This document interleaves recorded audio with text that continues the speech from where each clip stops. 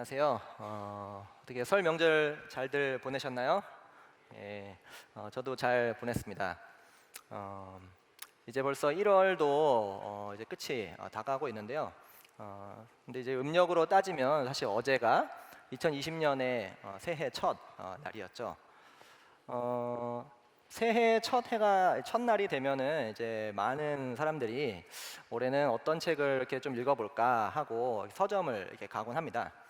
근데 서점에 가면은 특히 이제 그 자기계발서 코너를 가면 굉장히 많은 사람들이 거기서 이제 북적대는 것을 우리가 볼 수가 있습니다.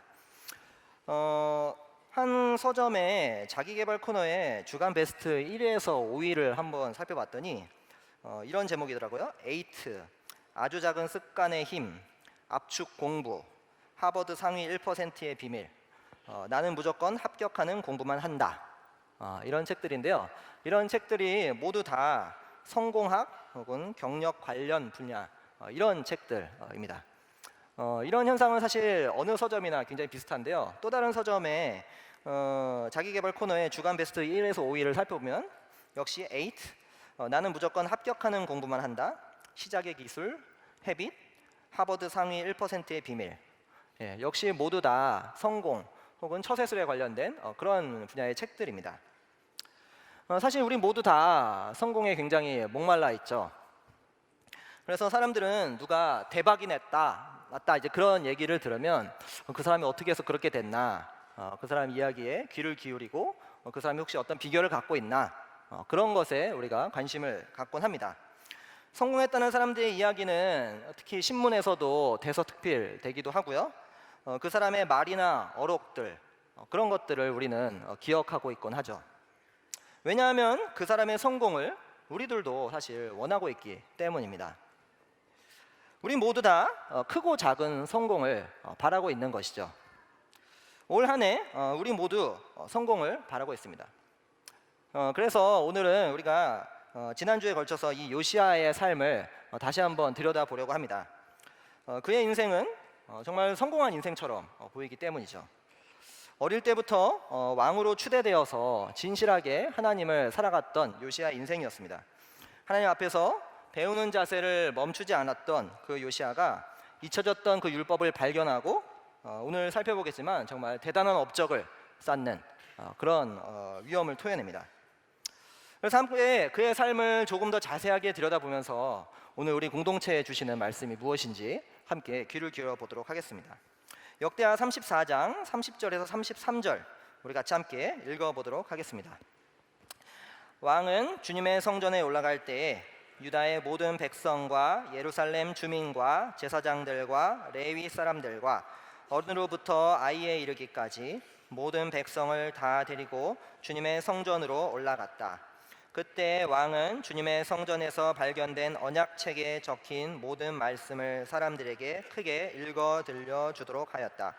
왕은 자기의 자리에 서서 주님을 따를 것과 마음과 목숨을 다 바쳐 그의 계명과 법도와 규례를 지킬 것과 이 책에 적힌 언약의 말씀을 지킬 것을 맹세하는 언약을 주님 앞에서 맺었다.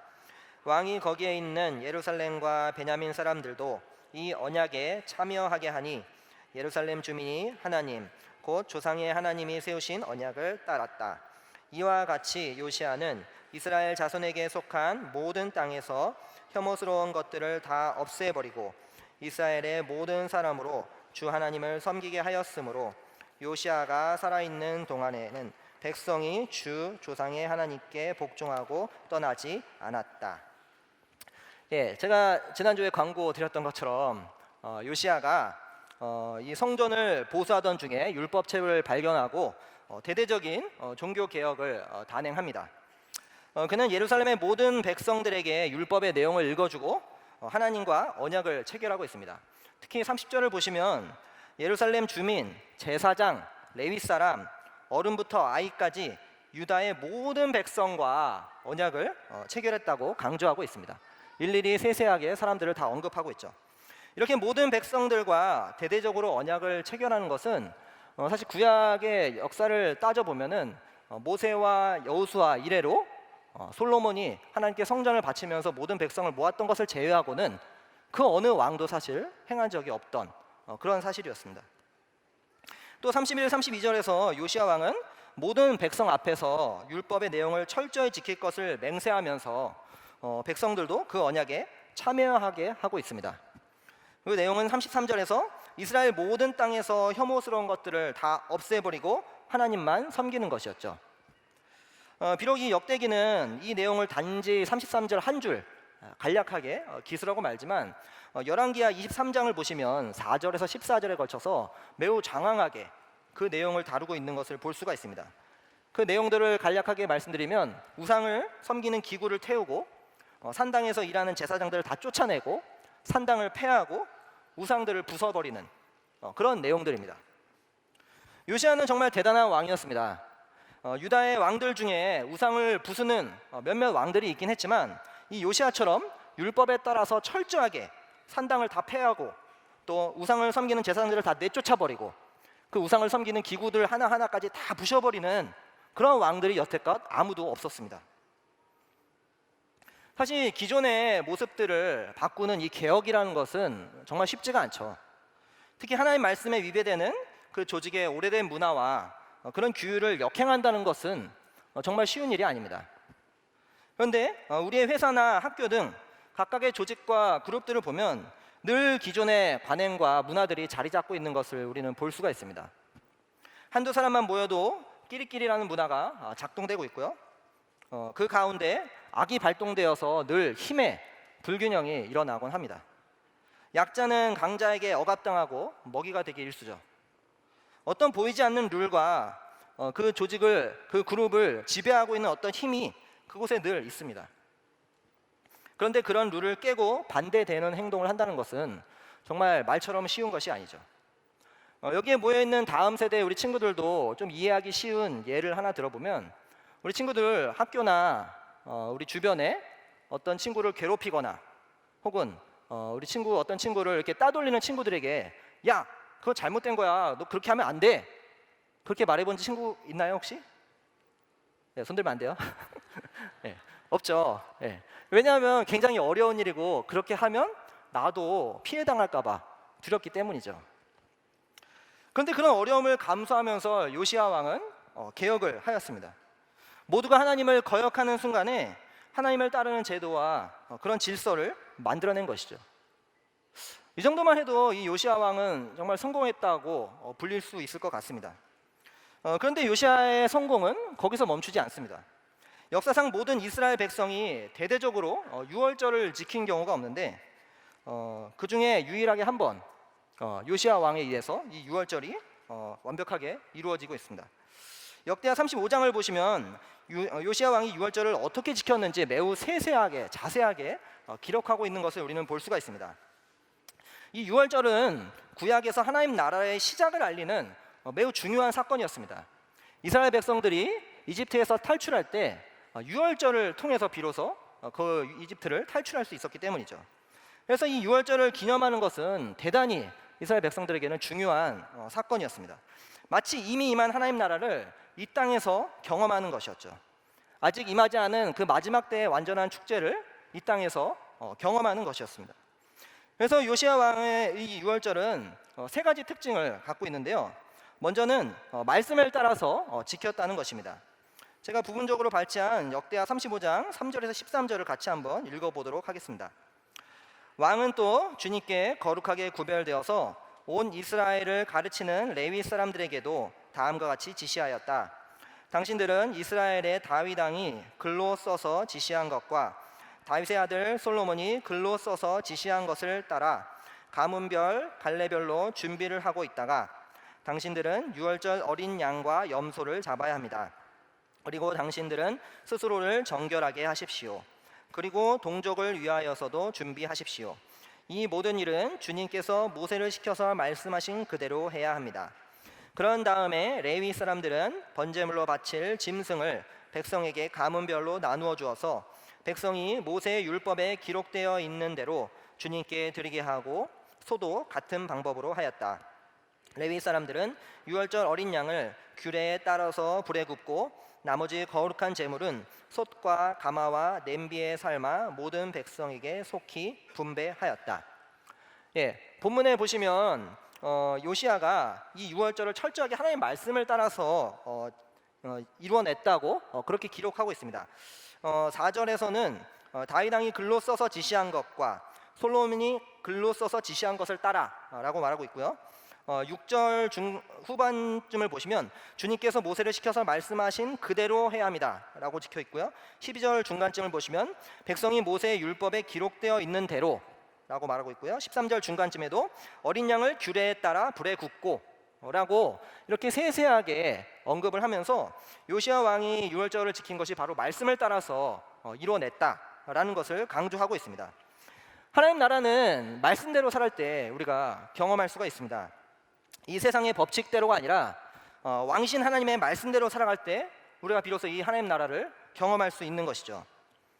이 세상 그 어디에서도 줄 수 없는 그 평안, 또 이 세상 어디에서도 맛볼 수 없는 그 참된 기쁨, 세상의 법칙에서 해방되는 그 자유, 이 모든 것들은 하나님 말씀을 따라 살 때에만 비로소 우리가 경험할 수 있는 하나님 나라의 삶인 것이죠.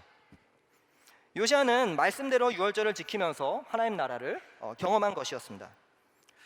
두 번째로 요시야는 스스로 공동체의 본이 되어서 섬겼습니다. 역대하서 35장 7절에서 9절을 역시 같이 읽어보도록 하겠습니다. 요시야는 자기가 가지고 있는 집짐승 떼 가운데서 어린 양과 어린 염소 3만 마리와 수소 3천 마리를 일반 백성들이 유월절 때에 제물로 쓰도록 백성에게 거저 주었다. 왕의 신하들도 기꺼이 일반 백성과 제사장들과 레위 사람들에게 돌아갈 제물을 자원하여 내놓았다. 하나님의 성전의 최고 책임자인 힐기야와 스가랴와 여히엘은 제사장들이 유월절 기간에 제물로 쓰도록 어린 양과 어린 염소 2,600마리와 수소 300마리를 내놓았다. 레위 사람의 지도자들 곧 고나냐와 그의 동기들인 스마야와 느다넬과 하사랴와 여히엘과 요사밧은 레위 사람들이 유월절 제물로 쓰라고 어린 양과 어린 염소를 합하여 5,000마리와 소 500마리를 내놓았다. 7절에서 요시야 왕은 백성들을 위해서 유월절 제물로 어린 양과 어린 염소 3만 마리와 수소 3,000마리를 내놓고 있습니다. 그런데 이어서 8절에서도 신하들이 왕을 따라서 백성들과 제사장들과 레위인들을 위한 제물을 자원하여 내놓고 있습니다. 마찬가지로 또 9절에서도 레위 지도자들도 왕을 따라서 제물을 헌납하고 있습니다. 그렇게 해서 이 유월절이 유다 땅 어느 곳에 사는 가난한 사람이나 부자나 누구든지 경제적인 그 것들을 막론하고 누구도 이거 경제적 때문에 참여하지 못하는 일이 없도록 그렇게 한 것이죠. 하나님 나라는 가난한 자와 약자들이 소외되지 않습니다. 물질을 많이 가진 자는 없는 자를 위해서 기꺼이 내어주고, 또 물질이 없는 자는 자신이 가진 다른 능력으로 공동체를 위해서 섬기는 것이죠. 또 하나님 나라의 리더들은 섬기는 본을 보이는 자들입니다. 예수님께서 친히 목숨까지도 내놓으신 것처럼 하나님 나라의 리더들은 그렇게 그것을 닮아서 섬기는 자들인 것이죠. 요시야의 유월절은 이 경제와 정치적인 면에서 백성들이 하나님 나라를 경험할 수 있게 하였던 것입니다. 또 요시야의 이 유월절은 구조적인 면에서도 하나님 나라를 경험할 수 있었던 사건입니다.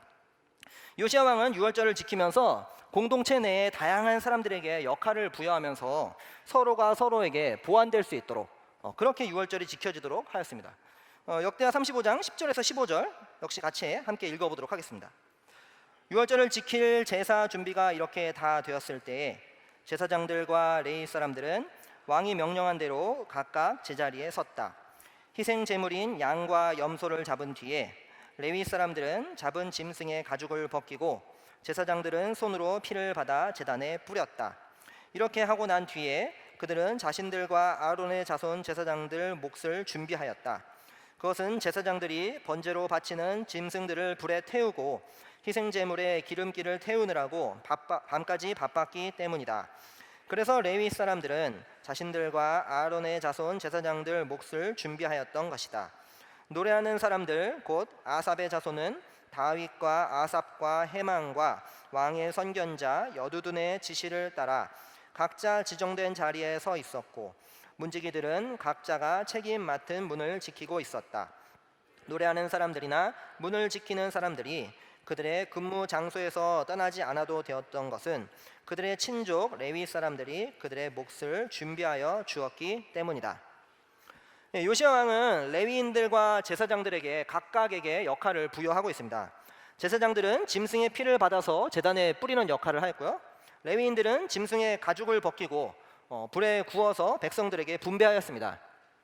그런 동안에 이 제사장들이 이 희생 제물의 기름을 태우느라 바빴기 때문에 레위인들은 자신들과 제사장들의 몫까지도 마련하였습니다. 또 아삽의 자손 문지기들은 역시 각각 역할을 부여받았는데요. 마찬가지로 그 자리를 그들이 떠날 수 없었기 때문에 레위인들이 그들을 위해서 고기를 준비하게 하도록 하였죠. 이 요시야 왕이 준수한 이 유월절은 다양한 사람들에 의해서 다양한 역할들이 맡겨졌으며 그 어느 누구도 자기 역할로 인해서 유월절 준수에서 빠지지 않고 제물을 모두가 함께 먹을 수가 있었습니다. 하나님 나라에서도 마찬가지인 것이죠. 하나님 나라를 살아내는 백성들은 서로 유기적으로 연결되어 있어서 서로의 필요를 채우고 서로를 보완하는 것입니다. 누구도 자기 역량이나 자기 역할 때문에 소외되거나 배제되지 않는 것이죠. 그래서 역대기 기자는 역대하 35장 18절 제가 강의에 넣어드린 것처럼 요시야 왕에 의해 준수된 이 유월절이 그 어느 때보다도 탁월하고 매우 훌륭했다고 그렇게 평가를 내리고 있습니다. 정말 이 요시야 왕을 보면 볼수록 정말 대단한 왕이라는 생각이 들지 않을까요? 요시야 왕은 말씀대로 개혁을 이루어냈습니다. 아무도 말씀대로 살지 않던 그때에 말씀대로 개혁을 이루어냅니다. 그리고 유월절을 지키면서 하나님 나라를 살아냅니다. 계속해서 말씀을 따라 살고 서로 본을 보이면서 섬기는 리더십을 실천합니다. 공동체 내에서 각각의 임무를 부여하고 서로가 서로를 보완할 수 있게 하죠. 요시야 왕은 하나님 나라를 살아냈습니다. 누가 봐도 이 요시야 왕은 성공한 인생처럼 보이죠. 그 어떤 왕보다도 대단한 업적을 쌓았고 공동체 안에서도 매우 중요한 역할을 했던 그런 인물입니다. 이쯤 되면 이 요시야 왕, 우리는 정말 성공한 인물이다 라고 단정을 지을 수 있을 것 같습니다. 제가 이래서 제 큰아들 이름을 영어로 조시아야라고 지으려고 했던 것입니다. 제 아들이 정말 성공하기를 바랬던 것이죠. 그런데 말입니다. 요시야가 인생에 있어서 두 가지를 놓친 것이 있었습니다. 먼저는 평생 겸손하게 배움을 자청했던 그가 인생의 말로에서 겸손의 모습을 놓치고 말았습니다. 역대하 35장 20절에서 24절 같이 함께 읽도록 하겠습니다. 이런 모든 일이 일어난 뒤 곧 요시야가 성전 정돈을 마치고 난 뒤에 이집트의 느고 왕이 유프라테스 강가에 있는 갈그미스를 치려고 올라왔으므로 요시야가 그것을 막으러 나갔다. 느고가 요시야에게 전령을 보내어 말하였다. 유다의 왕은 들으시오. 왕은 왜 나의 일에 관여하려고 하오? 나는 오늘 왕을 치려고 온 것이 아니라 나와 싸움이 벌어진 족속을 치려고 나선 것이오. 하나님께서 나에게 속히 가라고 명하셨소. 그러니 하나님이 나와 함께 계시오. 하나님께 멸망을 당하지 아니하려거든 하나님을 거역하는 이 일을 어서 멈추시오. 그러나 요시야는 그에게서 돌이켜 되돌아가지 않고 느고와 싸우려고 변장까지 하였다. 저럼 요시야는 하나님께서 느고를 시켜서 하시는 말씀을 듣지 아니하고 무기또 평원으로 진군하여 가서 싸웠다. 그때 적군이 쏜 화살이 요시야 왕에게 박혔다. 왕이 자기 부하들에게 명령하였다. 내가 크게 다쳤다. 내가 여기서 빠져나가도록 나를 도와라. 그는 부하들의 부축을 받으면서 자기의 병거에서 내려 그의 부사령관의 병거를 타고 예루살렘으로 돌아와 숨을 거두었다. 사람들은 그를 그의 조상들의 묘에 장사하였다. 온 유다와 예루살렘 사람들이 그의 죽음을 슬퍼하였다. 역시 본문을 이해하기 위해서는 약간의 배경 지식이 필요한데요. 지난주에 제가 잠시 설명드렸던 것처럼 요시야가 다스리던 시대는 아수르라는 제국이 전 세계를 휘어잡고 있었던 때였습니다. 하지만 이제 아수르의 제국의 힘이 점점 약화되면서 바벨론이라는 신흥 샛별 국가가 떠오르고 이 아수르는 바벨론에서 점점 망하고 있는 그런 시기였습니다. 그래서 기원전 627년에 아수르의 마지막 대왕이었던 아슈르바니팔이 죽음을 맞이하였고요. 612년에 아수르의 수도 이 니느웨가 바벨론에 의해서 함락되고 맙니다. 그리고 기원전 609년 아수르와 동맹을 맺었던 이집트의 느고 왕이 이 아수르가 망하면 바벨론이라는 제국이 이제는 그 가나안 지역과 자기 이집트까지도 쳐들어올 것을 염려하여서 갈그미스에 모여있던 이 아수르 군대를 도우려고 출동을 하였습니다. 느고 왕이 이제 이 가나안 지역을 지날 때에 요시야 왕이 그를 앞에 막아서서 대적하는 그 상황이 바로 오늘 본문의 배경인 것이죠. 그런데 20절에 이 이집트의 느고 왕이 이 갈그미스에 있는 아수르와 전쟁을 벌이려고 한다라고 이제 그렇게 해석되기 쉬운데요. 사실은 갈그미스를 치려고 올라간다라고 그렇게 번역했기 때문에 그렇게 이해하기 쉽습니다. 하지만 원문을 살펴보면 느고 왕이 갈그미스를 치려고 올라가는 것이 아니라 갈그미스에서 싸운다라는 그런 표현입니다. 느고 왕이 아수르를 돕기 위해서 가고 있다라는 것을 우리가 더 확실히 알 수 있는 것은 열왕기하 23장 29절의 말씀을 보면 알 수 있는데요. PPT를 한번 보여주시죠. 개역개정의 말씀은 느고 왕이 아수르를 치려고 간다라고 번역했지만 우리가 자주 보고 있는 새번역에서는 느고 왕이 아수르를 도우러 가고 있다라고 그렇게 올바로 번역하고 있는 것을 볼 수가 있습니다. 이에 요시야 왕이 반아수르 정책을 펴고 있었기 때문에 느고 왕을 막으러 무깃도로 출동을 해서 그 이제 느고 왕과 전투를 벌이는 것입니다. 근데 놀라운 것은 이 느고 왕의 입에서 나온 그 말입니다. 21절을 보시면 느고 왕은 하나님께서 자신에게 가라고 했고 하나님이 자기와 함께 계시고 하나님께 거역하지 말라면서 요시야 왕에게 물러설 것을 요구하고 있습니다. 하지만 요시야 왕은 그의 말을 듣지 않고 이 전쟁을 벌였다가 죽임을 당하고 말죠. 우리는 이 요시야 왕이 그 전에 정말 훌륭한 왕이고 대단한 왕이라는 것을 알기 때문에 그의 죽음이 정말 어처구니가 없고 또 하나님께서 이 느고 왕을 통해서 말씀하셨다는 것이 정말 의아하지만 22절을 보면 분명 느고 왕을 시켜 하나님이 말씀하신 것을 요시야 왕이 듣지 않았다고 역대기 기자는 평가하고 있습니다. 분명 우리는 하나님께서 이집트 왕에게 말씀하신 것 그것이 정말 의아합니다. 하지만 성경을 보면은 수많은 많은 이방 사람들에게 하나님께서 말씀하신 것들을 우리는 볼 수가 있습니다. 아브라함의 아내를 데려갔던 그랄 왕 아비멜렉이라든지 예루살렘 성전을 재건하게 한 페르시아의 고레스 왕이라든지 또 모압 왕의 사주를 받았던 이방 선지자 발람이라든지 성경에는 곳곳에 몇 명의 인물들에게 하나님께서 말씀하셨다라는 그런 내용들을 충분히 볼 수 있게 합니다. 따라서 이 본문의 이슈는 하나님께서 느고 왕을 통해서 말씀하신 것이 아니라 느고 왕을 통해 말씀하신 것을 요시야 왕이 인정하지 않고 자기 중심적으로 반응했다는 것에 이슈가 있습니다. 요시야 왕은 평생 하나님의 말씀을 따르려고 그 말씀대로 살려고 그렇게 살았습니다. 그런데 인생의 마지막 순간에 자신이 살아왔던 것과는 정반대의 삶을 살았던 것이죠.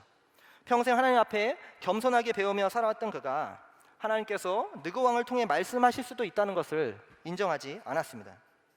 평생 겸손하게 살았던 그가 잠시 겸손을 잃어버린 것이죠.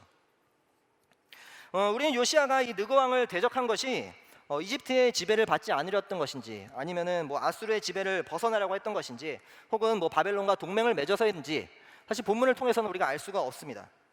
하지만 역대기 기자는 이 요시야 왕의 선택이 잘못된 선택이었다는 것을 그의 죽음을 통해서 더 확실하게 알려주고 있습니다. 흥미롭게도 22절은 요시야 왕이 변장을 하고 전쟁을 치렀다라고 언급하고 있습니다. 그러던 23절에서 적군이 쏜 화살에 왕이 맞았다라고 언급하고 있죠. 그리고 왕은 자신이 다쳤으니 데려가라고 부하에게 명령합니다. 그리고 24절에 왕이 숨을 거두는 내용이 기록되어 있습니다. 이런 이 요시야 왕의 죽음의 묘사는 이스라엘에서 가장 악한 왕이라고 언급되는 아합 왕의 죽음과 동일한 죽음입니다. PPT를 한번 보여주시죠. 역대하 18장에 29절, 33절, 34절의 말씀을 기록해 놓았는데요. 역시 아합 왕도 변장을 하고 싸움터에 나갑니다. 그런데 적군이 쏜 화살에 맞았습니다. 그래서 왕은 자신이 다쳤으니 데려가라고 부하에게 명령을 하죠. 그리고 왕은 숨을 거둡니다. 어쩌면 우연의 일치라고 말할 수도 있겠지만 이건 우연의 일치라고 보기엔 너무 비슷한 요소들이 많이 있습니다.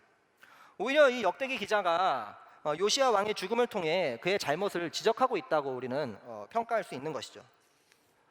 분명히 요시야 왕의 인생 끝은 좋지 않았습니다. 그는 큰 실수를 범하였죠. 하지만 우리가 살다 보면 누구나 실수하고 큰 실수도 하게 되는 법이죠.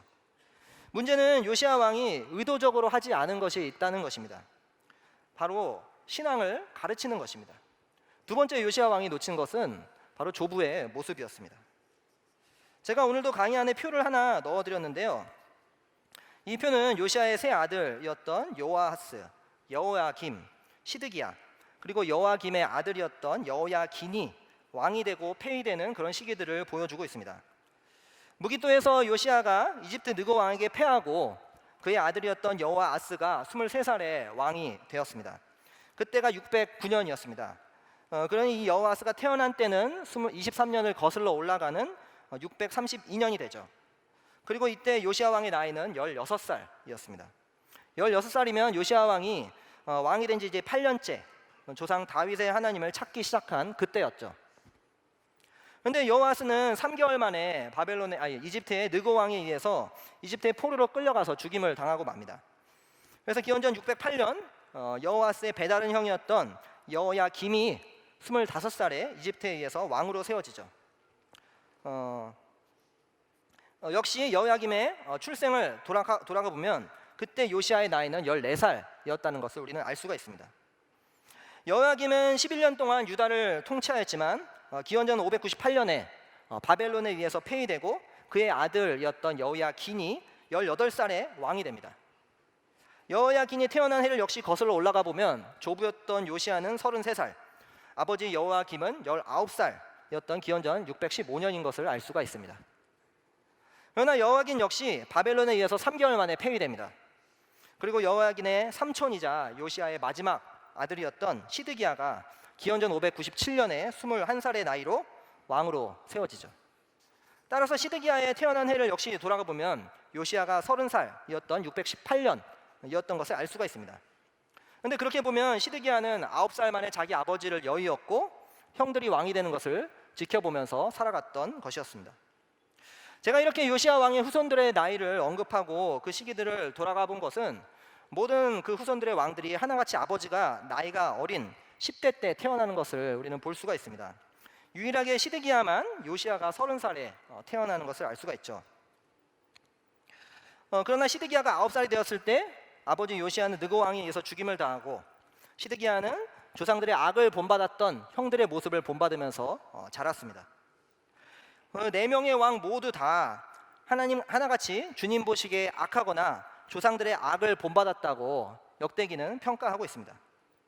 요시아 왕의 어린 시절과 달리 이 모든 왕들이 다 하나같이 조상의 악을 본받았거나 하나님 보시기에 악한 왕이었다고 그렇게 말하고 있습니다. 여호야김의 경우는 그 요시아의 조부였던 므낫세처럼 바벨론으로 끌려가긴 했지만 므낫세가 회개한 것과는 달리 여호야김은 끝내 하나님을 찾지 않았습니다. 결국 이들은 므낫세에서 요시아로 전수된 그 신앙, 그것을 그들은 갖지 못했던 것이죠. 이것에 대한 책임은 분명 먼저는 요시아에게 있을 것입니다. 아버지로서 후손들에게 신앙을 전수하지 못했던 것이죠. 어쩌면 그가 종교개혁으로 너무나 바빴거나 혹은 유월절을 성대하게 치르느라 너무나 힘들었을지도 모르겠습니다. 하지만 그 결과 유다의 마지막 4왕은 하나님을 무시하고 하나님의 선지자 예레미야를 핍박하고 하나님의 말씀이었던 그 율법서를 불태우는 그런 악을 일삼으면서 유다가 멸망한 데 있어서 큰 기여를 한 그런 셈이 되어버렸습니다. 자, 그러면은 요시아 왕은 성공한 왕인가요? 성공하지 못한 왕인가요? 그가 개혁을 일삼고 또 유월절을 이뤄냈다는 점에서는 분명 성공한 왕처럼 보입니다. 하지만 인생의 말로에서 겸손을 놓쳤고 또 조부의 모습을 놓쳐서 신앙을 전수하지 못했다는 측면에서 보면 성공하지 않은 것 같습니다. 여러분들은 어떻게 생각을 하시나요? 우리는 모두 성공을 원하고 있습니다. 특히 하나님 나라 백성으로서 이 성공이 무엇인지 그것을 알기 원하고 있죠. 그렇다면 이 요시아의 인생은 하나님 나라를 살아가는 우리들에게 무엇을 추구하며 살아가라고 도전하는 것인가요? 성공을 바라는 우리 모두에게 무엇을 놓치지 말라고 지금 외치고 있는 것인가요? 역대기는 누가 봐도 왕들의 이야기라는 것을 쉽게 알 수가 있습니다. 작년 11월에 이지일 목사님이 오셔서 역대기는 계승에 관한 책이다 라고 말씀하신 거 기억하시는 분이 계실지 모르겠네요. 너무 오래됐나요? 네. 그때 한 가지 표를 강의 안에 넣어드리면서 말씀하셨는데요. 다윗에서 솔로몬에 이어지는, 그리고 모세에서 여호수아에 이어지는 그 계승, 그것이 매우 닮아 있다라고 그때 이재일 목사님이 말씀을 하셨습니다. 근데 역대기가 그렇게 이어받는 계승과 또한 반대로 이어주는 전승의 중요성을 강조하는 책입니다. 이스라엘과 유다의 수많은 왕들이 자손들에게 하나님을 섬기는 신앙을 가르치지 않았습니다. 그들은 하나님의 말씀을 가까이 두면서 밤낮으로 묵상해야 되는 왕임에도 불구하고 그들이 자기 후손들에게 그 말씀을 가르치지 않았습니다. 심지어 그 말씀이 어디 있는지조차도 신경 쓰지 않았습니다. 그렇기 때문에 요시야 시대에 율법이 발견됐던 것이 그렇게 큰 이슈가 되었던 것이죠. 결국 자녀들에게 하나님을 섬기는 신앙을 전수하지 못한 왕들에 의해서 유다와 이스라엘 두 왕국은 모두 다 우상을 섬기며 끝내 망하고 말았습니다. 오늘날 표현으로 하자면 그들이 복음을 전수하지 않았던 것이죠. 복음을 전수하지 않으면 마치 이 유다 왕국이 멸망하듯이 하나님 나라는 이어질 수가 없습니다. 부와 명예보다 중요한 이 하나님 나라가 이어지지 않는다는 것이죠. 하나님 나라가 계승되려면 복음을 전수해야 합니다. 원래 이 복음 전파와 복음 전수라는 말은 동일한 뜻인데요. 오늘날 한국에서는 이 복음 전파가 마치 교회의 성장을 위한 어떤 전략이나 이례적 전도쯤으로 여겨져서 복음 전파하면 일단 부정적인 인식을 많이 갖고 있습니다. 그래서 우리 더불어함께 교회에서는 복음 전파라는 표현보다 복음 전수라는 표현을 많이 쓰고 있죠. 복음을 전수한다는 의미는 자신이 이 복음을 받아들여서 먼저 살아낸 다음에 다른 사람들에게 복음을 들려주어서 살아내도록 돕는 과정까지 이르는 것을 말하는 것입니다. 근데 이때 두 가지가 중요한 것입니다. 먼저는 복음을 살아내는 본이 되는 것입니다. 요시야는 개혁과 유월절을 통해서 본이 되는 삶을 살았습니다. 하지만 아쉽게도 어느 순간 교만하고 말았죠. 요시야는 겸손의 모습을 놓쳐버린 것입니다. 근데 우리가 잘못 이해하면 안 되는 것은 그렇다면 우리에게 완벽한 삶을 요구하는 것인가? 라고 생각하는 것이죠. 그러나 요시야의 그 인생의 말로는 우리에게 완벽한 삶을 요구하는 것이 아니라 하나님 나라를 살아내는 본의 중요성을 알려주려는 것입니다. 그래서 요시야가 아쉽게 생을 마감했지만 역대기에서 그 요시야의 인생의 평가는 그리 나쁘지 않은 것이죠. 인생은 보고 살아가는 것이기 때문에 반드시 본이 필요합니다. 그런 측면에서 먼저 복음을 듣고 살아가는 우리 더불어함께 많은 가족들, 내 뒤에 누군가에게 본이 되어 주십시오. 내가 어찌 누군가의 본이 될 수 있겠는가? 그거 정말 교만한 생각 아닌가? 라고 생각하지 마시고 조금 앞서서 주님을 걸어가신다면, 주님을 따라가신다면 여러분 모두 다 본이 되실 수 있습니다. 본이 된다는 것이 요시야처럼 마치 개혁을 행하고 유월절을 준수하는 그런 거창한 사역을 하는 것을 뜻하지가 않습니다. 직장에서 동료와 다투고 하나님의 사랑으로 먼저 화해의 손길을 내미는 것, 학교에서 꼴도 보기 싫은 얄미운 친구가 있는데 하나님의 말씀에 기초하여서 내가 먼저 다가가는 것, 가정에서 부모와 자녀들과 갈등을 일으켰는데 그리스도 앞에서 자신을 깨닫고 먼저 용서를 구하는 것, 이 모든 것들이 사실 다 본이 되는 것입니다. 한국에서는 감히 나를 본받으라고 말하는 그런 그리스도인들이 필요합니다. 너도 나도 성경은 가르치지만 겸손해라는 이름 아래 자신을 본받으라고는 말하지 않습니다. 그러나 기독교는 완성을 보여주는 것이 아닙니다. 여러분, 요시야가 과연 하나님 나라에 속한 사람일까요? 저는 그렇다고 생각합니다. 그의 인생에 비록 실수가 있고 실패가 있었지만 그는 평생 진실하게 하나님을 그 하나님 나라를 살아내려고 애썼던 그런 사람이었습니다. 그의 인생은 진정성을 보여주는 것이지 완벽을 보여주는 것이 아닙니다. 어느 누구도 사실 완벽할 수가 없죠. 그런 측면에서 여기 앉아있는 우리 다음 세대 친구들에게 제가 한 가지 부탁을 하고 싶은 것이 있습니다. 여기 지금 하나 퀴즈부터 하나 프렌즈, 하나 유스까지 많은 친구들이 앉아있는데요. 우리 친구들 잠깐만 목사님을 한번 봐주겠어요? 예, 우리 친구들 잠깐만 목사님 한번 봐주세요. 목사님이 지금 하는 말에 너무 충격을 받지 않았으면 좋겠어요. 일단 깔고 들어가야겠죠? 네, 무슨 말을 하려는 것이냐면 우리 친구들, 우리 엄마 아빠들 잘 보고 있죠? 근데 우리 엄마 아빠들은 완벽한 사람이 아니에요. 혹시 충격받은 친구들 있나요? 네, 충격받은 친구들 있다면 미안해요. 근데 어른이 된다고 해서 완벽한 사람이 되는 게 아니에요. 네, 우리 엄마 아빠들은 우리 친구들의 히어로가 아니에요. 그렇기 때문에 우리 친구들의 마음을 아프게 할 때도 있고 또 우리 친구들의 마음을 상하게 할 때도 있어요. 그런데 그렇다고 해서 우리 엄마 아빠들의 그런 행동이 또 당연한 것도 아니에요. 우리 친구들에게 부탁하는 것은 우리 엄마 아빠들이 그런 약함에도 불구하고 예수님을 따라가려고 한다는 것을 기억해 주기 바래요. 우리 엄마 아빠도 어렸을 때 그 할머니 할아버지들이 그렇게 닥달하시고 소리치시고 야단치시면서 몰아갔던 것을 기억했기 때문에 거기에 주저앉을 수도 있지만 그렇게 주저하지 않고 계속해서 예수님을 따라가려고 노력하고 있습니다. 우리 친구들이 그 모습을 꼭 기억해 주시면 좋겠어요. 그리고 우리 친구들 주변에 삼촌들과 이모들이 많이 있죠. 가정교회 또 교회에도 많이 있을 거예요. 그분들의 완벽함을 기억하려고 하지 마시고 그분들이 예수님을 따라가려는 그 모습을 꼭 기억해 주면 좋겠어요. 덧붙여서 여기 다음 세대 아이들을 키우시는 우리 부모님들께도 한 가지 부탁을 드리고자 합니다. 우리 함께 아이들에게 우리의 부족함을 미안하다고 정말 우리가 잘못했다고 그렇게 사과했으면 좋겠습니다. 우리가 고압적으로 아이들을 닥달했던 것들, 또 나의 자기중심성 때문에 아이들이 원치 않는데 그렇게 이끌려고 했던 것들, 우리 아이들의 마음에 상처를 주었던 것들, 또 우리 아이들을 더 사랑한다고 표현하지 못했던 것들, 그런 것들을 우리가 정말 진실하게 어른이라고 체면을 내세우지 마시고 우리가 겸손하게 아이들에게 다가가서 미안하다고 이렇게 얘기했으면 좋겠습니다. 그게 바로 하나님 나라를 살아내는 길입니다. 요시야처럼 우리의 인생에도 계속해서 굴곡이 있을 것입니다.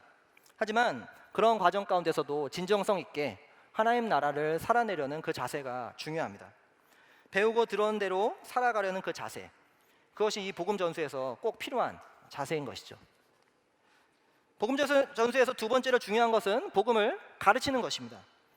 이것은 요시야의 삶에서 너무나도 잘 드러나 있습니다. 비록 요시야 왕 자신은 다른 왕들이 하지 못한 대단한 업적을 쌓았지만 그의 후손들은 이 아버지의 신앙을 물려받지 못하고 하나님 나라 계보에서 악한 왕으로 기록되었습니다.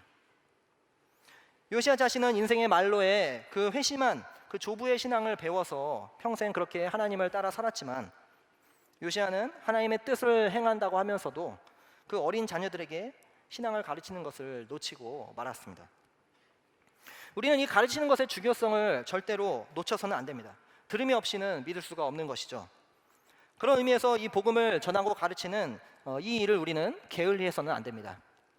나의 가족에게만이 아니라 나의 친구들에게, 또한 나의 동료들에게, 더 나아가서 우리 가정교회의 아이들에게까지 우리가 복음을 전해야 합니다. 이런 점에서 우리 더불어함께교회 다음 세대 교사분들이 우리 아이들에게 복음을 전수하는 것 너무나 감사하고 중요한 일입니다. 이쯤에서 우리 함께 영상을 하나 보시면 좋을 것 같은데요. 우리 다음 세대 분들, 교사분들을 인터뷰한 그 영상입니다. 같이 함께 보시겠습니다.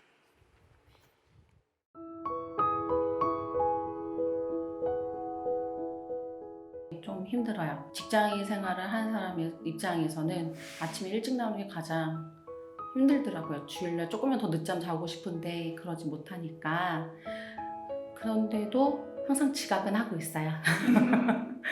제가 이제 청년이다 보니까 또 조카도 없고 해서 어떻게 대해야 되는지 잘 모르는 게 제일 어려운 것 같고, 몸으로 놀아주는 시간들이 좀 있으니까 이제 체력이 딸리는 게 제일 힘든 것 같아요.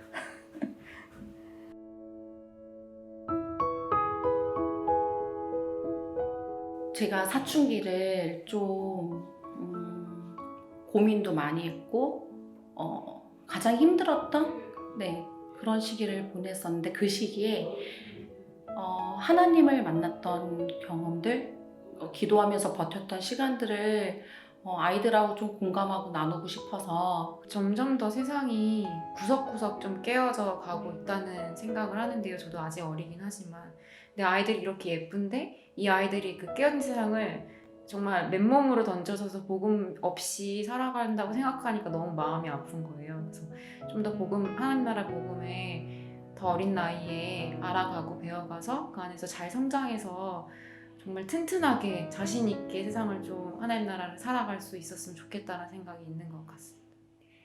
제가 예수님의 사랑을 받았고 그 받은 사랑을 아이들에게 어떤 형태로든 뭐 함께 하면서 흘려보낸다고 생각하고요. 그러니까 일주일에 한 번 만났지만 아이들하고 같이 놀기도 하고 예배 드리면서 사랑을 주고받는다고 생각하는데 그 시간이 되게 재밌고 즐거워요. 그리고 아이들이 이렇게 순수하게 반응하고 또 그런 모습 보면 많이 웃기도 하고 또 아이들을 통해서 배우기도 하는 것 같아요.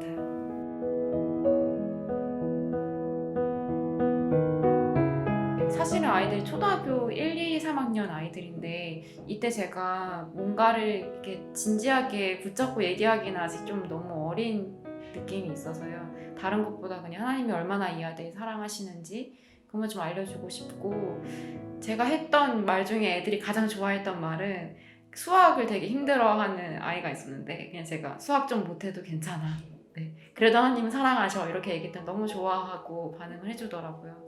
다른 것보다 그냥 그런 하나님 사랑을 좀 더 잘 누리고 그 안에서 조금 쉴 수 있게 아이들을 좀 돌봐주고 싶다 이런 생각이 좀 있는 것 같습니다. 이 아이들에게는 사실 뭐 복음을 말로 전한다거나 사실 그런 시간은 교사들이 거의 없고요. 애들을 키우다 보면은 사실 말로 뭘 해서 애들이 말을 듣고 복음을 알고 이렇게 접한다기보다는 정말 부모의 행동을 보고 하나님을 알기도 하고 그렇게 되는 게 훨씬 많다는 생각이 많이 들어요. 그러니까 아무리 예수님이 사랑이시라고 말해도 내가 아이들을 제대로 정말 사랑하지 못하면 아이들이 예수님의 모습을, 하나님의 모습을 잘 못 볼 것 같거든요. 그래서 내가 더 예수님을 닮아가야 하겠다 그런 생각 들어요. 제가 요즘에 풍삼초를 이제 하고 있어요. 근데 솔직히 그렇잖아요. 우리가 나이가 점점 들어도 내가 하나님과의 관계가 건강한지, 하나님이 정말 살아계신지에 대한 근본적인 질문들을 안 하고 넘어가는 경우도 많은데, 풍삼초는 그걸 아이들한테 조금 더 일찍 내가 하나님과의 관계가 건강한가에 대해서 조금 되짚어질 수 있는, 특히 모태신앙을 잘한 친구들에게는 굉장히 필요한 부분이지 않을까라는 생각이 많이 들었던 것 같아요. 이게 나이가 어리든 많든 간에 하나의 수에서 꼭 한 번은 하고 그 다음에 청년으로 올라가는 게 가장 좋지 않을까라는 생각이 들었어요.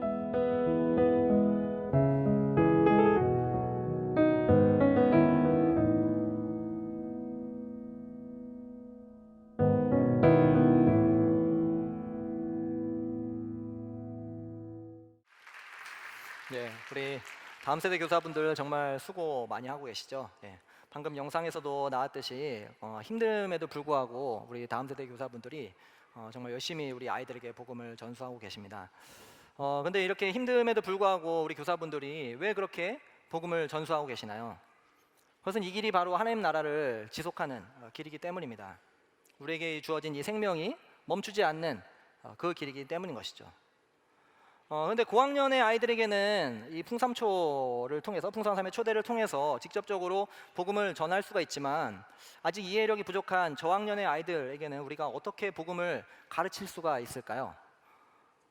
방금 영상에서 한 교사분이 잘 말씀해 주셨는데, 그 아이들에게 하나님이 그 아이들을 사랑하신다는 것을 가르쳐 주는 것입니다. 근데 우리 어린아이들이 하나님이 자기를 사랑한다는 것을 어떻게 알 수가 있을까요? 그것은 바로 우리 교사분들과 우리 부모들이 이 아이들을 사랑을 통해서, 사랑을 보여줌으로 인해서 그 아이들이 하나님이 자기를 사랑한다는 것을 배우고 알 수가 있는 것이죠. 우리 아이들이 간식을 먹다가 뭐 물을 엎질렀을 때, 야, 그거 어떻게 빨리 닦어, 빨리 닦어, 또 엎질렀어? 뭐 이런 식으로 닥달하는 것이 아니라, 그래, 그래도 하나님이 너를 사랑하시지, 그렇게 반응하는 것. 혹은 또 아이들이 뭐 율동을 하다 틀렸을 때, 야, 너 그것밖에 못하면 어떡하니? 하고 닥달하기보다, 괜찮아, 그래도 하나님 너를 사랑하시지. 그런 식으로 우리가 하나님의 사랑을 표현해 주는 것이죠. 또 아이를 한 번이라도 더 안아주면서, 그래, 하나님이 너를 사랑하셔 라고 우리가 하나님 대신해서 표현해 주는 것입니다. 이렇게 복음을 입으로 몸으로 가르치는 우리 다음 세대 교사분들이 사실 우리 더불함교회에 계속해서 많이 필요합니다. 뭐 아시는 분은 아시겠지만 하나 프렌즈가 이제 2개로 나눠지면서 사실 교사분들이 더 많이 필요한 그런 상황이 있습니다. 제가 다음 세대 분들을 위해서 이렇게 교사 홍보해도 저한테 뭐 밥이 돌아오는 건 아니지만, 제 아이들이 많은지라 어쩔 수 없이 이렇게 말씀을 드릴 수밖에 없습니다. 그런데 사랑하는 형제자매 여러분, 한 세대가 성장하는데 30년이 걸립니다. 세대를 거쳐 복음이 전수되게 하는 것, 그것이 하나님 나라 공동체의 사명입니다. 오랜 시간이 걸리고 많은 수고가 필요한 일이죠. 하지만 그것이 성경적인 방법입니다. 요시아처럼 어떤 이례적인 이벤트나 대단한 업적으로 하나님 나라가 탄탄하게 성장하지 않습니다. 아무리 환경운동을 하고 진보를 외치고 사회적 약자들을 돕고 또 구제를 하더라도 하나님 나라가 우리에게서 그치지 않는 길은 하나님 나라 복음을 전수하는 것입니다. 복음을 가르치고 전수하는 한 사람 한 사람에 의해서 하나님 나라가 유지되는 것이죠. 여러분, 망해버렸던 그 유다를 한번 보시기 바랍니다. 요시야 왕이 살아있을 때는 그렇게 개혁도 하고 또 유월절을 지키고 그렇게 많은 사람들이 하나님을 따르는 것처럼 보였지만 요시야 왕이 죽고 나서 그의 자녀들은 모두 다 하나님을 떠나버렸고 그의 모든 백성들조차도 하나님을 떠나고 우상을 섬기고 말았습니다. 외적 개혁만으로 사람이 변하지 않습니다. 진정한 개혁은 내부에서부터 시작되는 것이죠. 복음을 가르치는 것이 필수적인 것입니다. 그런 의미에서 올해도 풍성한 삶의 초대, 또 풍성한 삶의 첫걸음, 풍성한 삶의 기초, 이끌미로 여러분들 많이 지원하시기 바랍니다. 그분들 그렇게 이끌미로 나서서 복음을 전하고 다른 이들에게 삶을 보여주시기 바랍니다. 그러다가 물론 막힐 때도 있고 어려울 때도 있겠지만요, 그럴 때 우리 사역자분들 찾아가셔서 도움을 요청하시기 바랍니다. 그런 과정들을 통해서 우리가 또 한번 성장할 수 있습니다. 사랑하는 여러분, 이 요시야 과연 성공한 왕일까요? 성공하지 못한 왕일까요? 제가 끝내 그의 인생의 결론을 내리지 않습니다. 그러나 요시야 인생을 보면서 우리의 성공의 기준이 어느 정도 바뀌었을 것이라 생각이 듭니다. 인생의 거대한 업적이나 이례적 이벤트로 우리는 성공을 언급하기 쉽습니다. 하지만 요시야의 삶을 통해서 우리가 배울 수 있는 것은 이 하나님 나라가 지속되는 성공은 한 사람의 뛰어난 화력으로 되는 것이 아님을 알 수가 있습니다. 오히려 지속적으로 본이 되어 살고 복음을 전수할 때 하나님 나라가 지속될 수 있는 것입니다. 여기에 오늘 작년부터 어린아이에게 이르기까지 우리 더불어 함께 모든 가족들이 함께 모였죠. 그런 의미에서 우리가 세대에서 세대가 이르기까지 방금 들었던 이 말씀을 통해서 서로에게 직면교사가 되는 그런 본을 보이는 더불어 함께 교회가 되어야 될 것 같습니다.